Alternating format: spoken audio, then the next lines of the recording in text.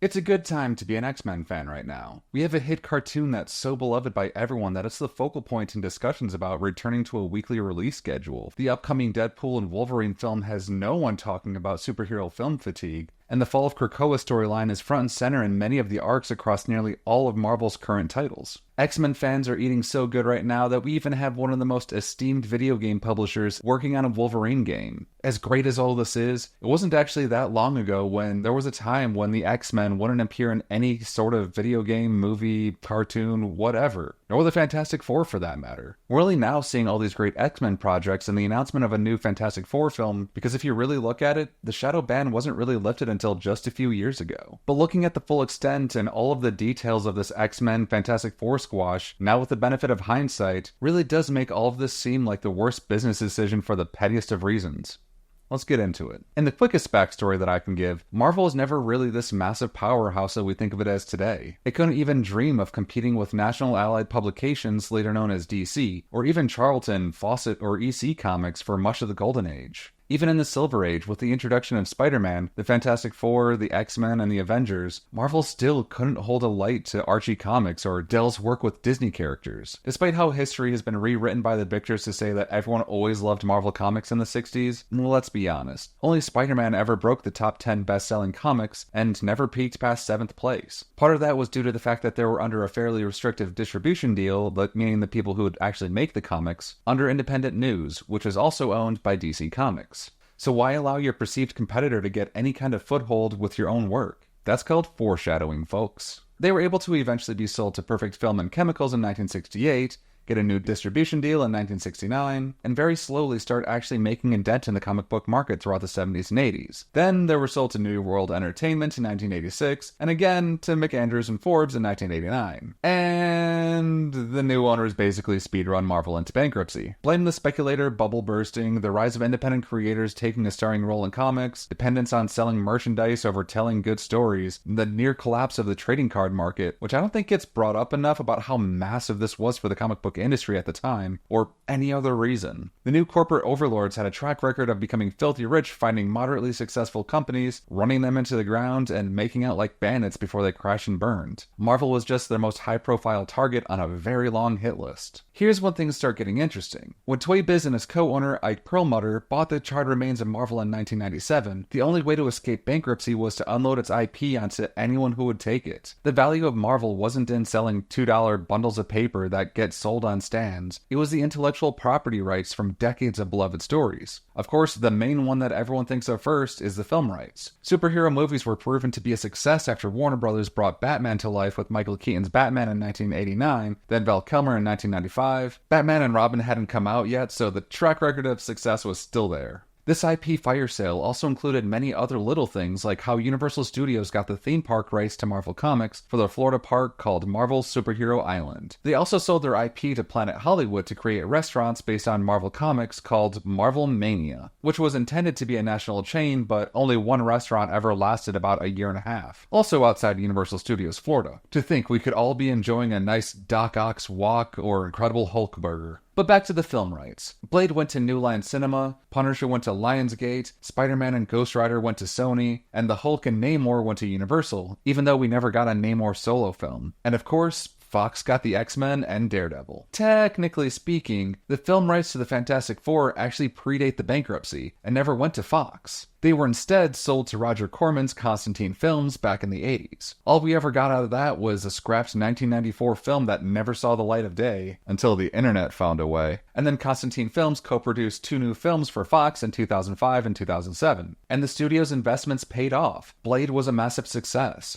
X-Men sent the superhero film craze to a whole new level. Spider-Man solidified the comic's grip on the market. And Hulk was technically financially successful at least, and The Punisher was a cult classic. This was exactly what Marvel Comics needed to stay in business to this day. The cash flow kept the lights on, and the films are basically free marketing for all of Marvel's other ventures, including the comics, toys, merchandise, and everything else that they didn't sell the rights off to. The films were made with other people's money, and they'd also get a nice kickback. But why make millions when you could be making billions. In 2004, Marvel announced plans to launch Marvel Studios using all the characters that they still had the rights to. Marvel Studios originally made a deal with the investment management company Merrill Lynch for $525 million to create 10 movies over 8 years, and they would keep their end of the deal. But originally, they pitched that the 10 films would be The Avengers and Captain America, which we got, Black Panther, Ant-Man, Doctor Strange, and Shang-Chi, which we got later, but we're also supposed to get a Nick Fury film, Cloak and Dagger film, and Hawkeye film, which later came out to TV series, but also Power Pack. What could have been. Anyways, they still moved forward with their big plans in 2008 by debuting Iron Man, which was distributed by Paramount Pictures, and The Incredible Hulk, still in partnership with Universal because of their ongoing deal that gave us the 2003 Hulk film. Again, superhero films worked. People loved them, and this caught the eye of Disney, who would buy out the entirety of Marvel on December 31st, 2009. This brings us back to the man who took over Marvel, Ike Perlmutter. This man had absolute say over anything and everything Marvel, from the comics to even superseding Kevin Feige and how the MCU should be run. On the nicer side of things, I will admit that he is very business-minded and pulled not only Marvel, but also the toy company Coleco, better known for Cabbage Patch Kids and the ColecoVision, out of bankruptcy and into prosperity, with Marvel being sold to Disney and Coleco to Hasbro. On the other hand, well, there's a very long laundry list of reasons why he's probably one of the most frustrating bosses to ever work for. But that would detract from this story, so I'm just gonna say, yeah, sure, he's smart, but also an asshole. The key character trait of his to know is that Ike Perlmutter was absolutely known for being vindictive, especially towards all the studios when it came to the film properties that he sold back in the 90s. He felt that giving any kind of free publicity in the form of other Marvel products to his quote-unquote rivals would give them an upper hand on Marvel Studios. Never mind the fact that it was free publicity, and they still had literally all of the merchandise rights. While the burial would get far more noticeable over the years, I personally think it started in 2005 after Marvel Studios was announced to be a thing. Where we had 18 different X-Men related titles in 2003, those numbers would start dwindling fast after House of M ended with Scarlet Witch saying no more mutants, and brought the total number of mutant characters down to 198. Very convenient to keep the stories going, just out of the spotlight. After the decimation, things started going downhill slowly at first. For the most part, they sat out of Marvel Civil War, except to declare neutrality in a 4-issue limited series. Never mind that the Superhero Registration Act mirrored the Mutant Registration Act from the X-Men film, or the Mutant Control Act from Bishop's Future. You know, the one that marked him with the M on his face? But sure, whatever. Make him pro-registration. But still, since House of M, the X-Men more or less stayed out of major moments during larger events. They got 4 unconnected issues in Secret Invasion in 2008, Daken was used in Dark Reign and Siege in 2008 and 2010, but that's about it. They were mostly just there for Fear itself. X-Men Schism and Avengers vs. X-Men was actually really awesome, so I'm not going to go hard on those. And then there was the Marvel Now era, and later the all-new, all-different eras of the comics. This is when the burial starts going from kind of annoying if you notice it,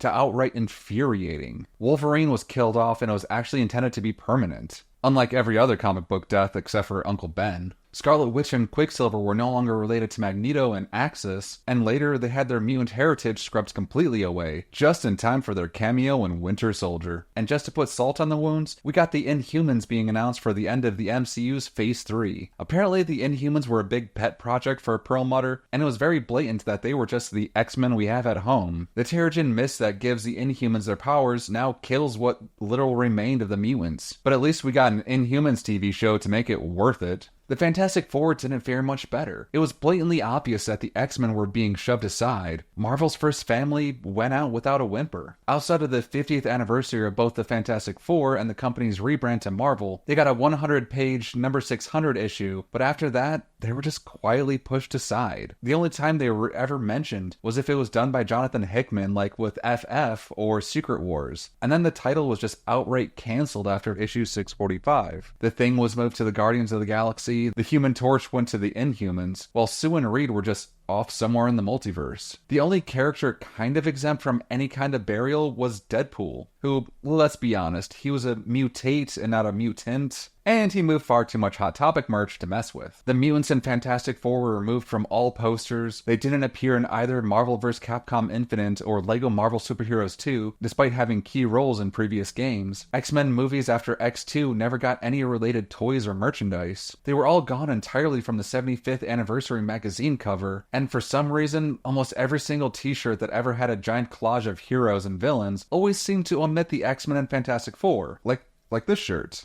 This genuinely bothers me to no end. Even today, it's rare that you can find a t-shirt with both the X-Men and other heroes on it. But don't worry, guys. The buyout of one of the largest media companies in the world to the largest media company in the world and the utter dismantling of corporate antitrust law means we can finally get the X-Men and Fantastic Four back.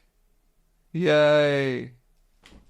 And after that, the effects were immediate. The X-Men all started coming back from the dead with the Krakoa era. Both teams appeared in Marvel Ultimate Alliance 3 as DLC, and they could finally start drafting scripts on how to bring them into the MCU. I mean, they still had to wait for the rights to the Fantastic Four to lapse at Constantine Films in 2022, because it'd been 7 years since 2015's Fan Four Stick. In case you ever wondered why they only now started working on the Fantastic Four movie, that's why. Perlmutter was let go by Disney last year, and Kevin Feige seems to be given the keys to the entirety of the Marvel Kingdom. This was all really one big, weird, petty road trip to finally get the X-Men into the MCU. Were there any moments in the Dark Ages that you enjoyed, or just outright hated? Like I said, Cyclops really got to shine during Avengers vs. X-Men, and Messiah Complex was an underrated gem that I hope gets adapted one day. But what do you guys think? Let me know in the comments down below.